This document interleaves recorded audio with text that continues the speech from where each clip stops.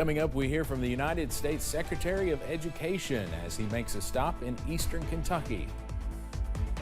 Plus, 2 Illinois paramedics responding to a call for help are now charged with first-degree murder.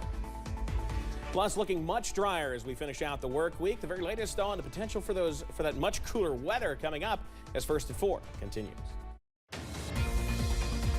Mountain News First at 4 continues. The U.S. Department of Education is awarding more than $35 million for grants to support cradle-to-career solutions in high-need communities.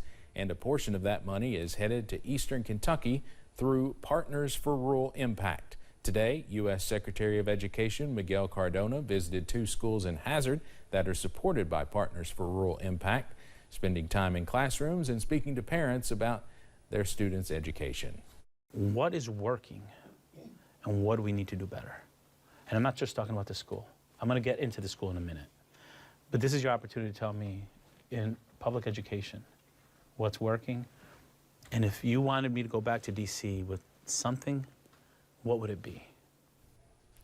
That conversation with Secretary Cardona was at Roy G. Everstow Elementary School with a parent panel, and we'll have more about Cardona's day in Hazard tonight at 6.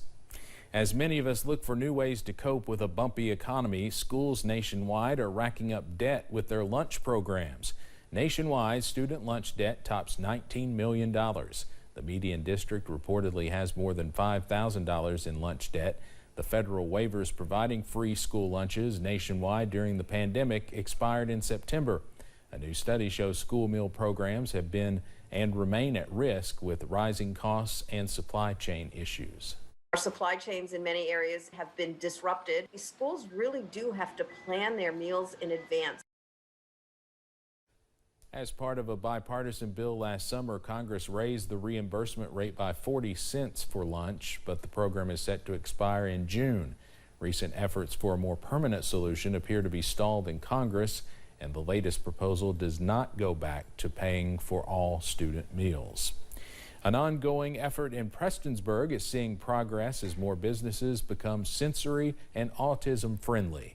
The idea to boost autism awareness and sensory concerns to the public began as a passion project from Courtney Kreider and her husband Chris, who have 3 children, 2 of whom have autism. Chris's barbershop was the first autism-friendly business in the city, a trend that has expanded to City Hall, Megan Goebel Photography, and Hayden Pediatric Dentistry, where Kreider works.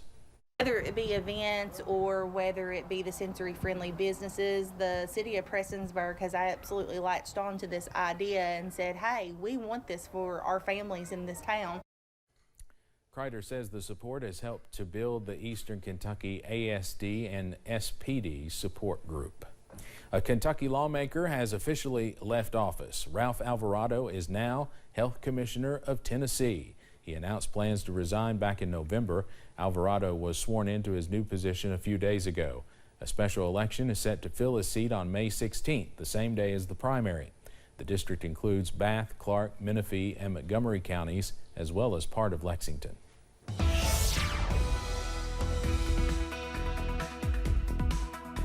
Well, some areas are seeing clouds return this afternoon as we watch the potential for a couple of showers in a very small part of the area. Otherwise, it's still quite mild.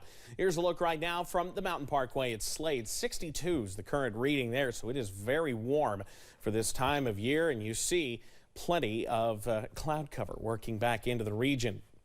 Not the case in Pikeville. Pikeville Medical Center shows a completely cloud-free sky right now in the Big Sandy. Mid-60s still out in that direction, and most of us are still there. Low to middle 60s out there everywhere but Wise at this hour. We'll continue to see winds gusting at times up to 40 miles per hour, especially in our western counties where that wind advisory remains in effect through 7 o'clock tonight. You see a few of those showers trying to move in to areas along and north of the Mountain Parkway. It's something we'll watch. I don't think it'll be a huge deal, but that's as that front is coming through.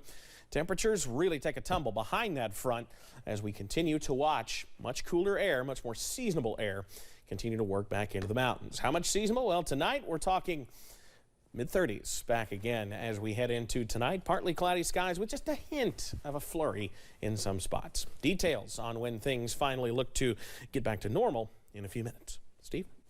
Evan, thank you. The family of an Illinois man who died after being treated by paramedics is demanding accountability. The paramedics involved are facing criminal charges and a wrongful death lawsuit.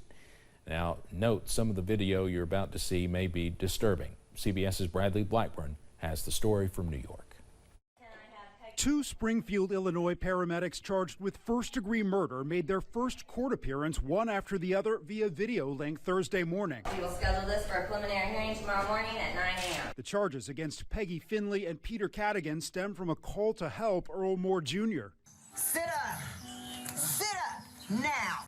Police officers called for an ambulance on December 18th after they were told the 35-year-old was hallucinating due to alcohol withdrawal. Earl, sit up! When Moore didn't respond, paramedic Peggy Finley is seen yelling at him and at one point tried to drag him across the floor. You're gonna have to walk because we ain't carrying you. When Moore finally got outside, officers helped Cadigan put him on a stretcher. Cadigan appears to shove Moore back down on his stomach.